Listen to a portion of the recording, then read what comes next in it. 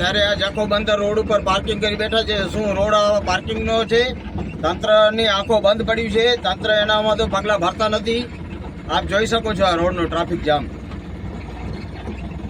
જો અત્યારે આ કેટલો ટ્રાફિક છે, જોઈ શકો છો.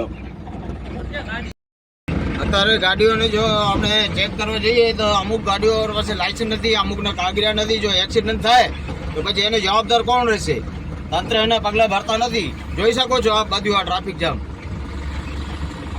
ચેક કરવામાં કોઈ અધિકારીઓ એને જોતા નથી. બધું એમને એમ ચક્કાજામ કરી બેઠા છે. આખો પોર્ટ ઉપર અમે ઊભા છીએ, કોસ્ટગાર્ડ ચોકડી ઉપર.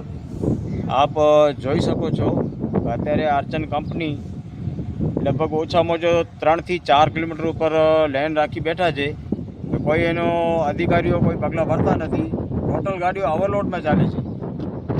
અત્યારે જોઈ શકો છો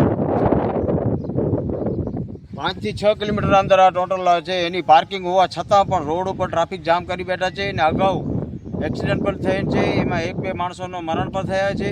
તોય પણ તંત્ર એનું પગલાં કોઈ ભરતું નથી. શું આ આર્ચન કંપનીનો રોડ છે કે ગવર્મેન્ટનું છે? એની પાર્કિંગ હોવા છતાં પણ એ પગલાં કેમ નથી ભરતા? તંત્ર એટલો અધિકારીઓ કોઈ એને જવાબ દેતા નથી.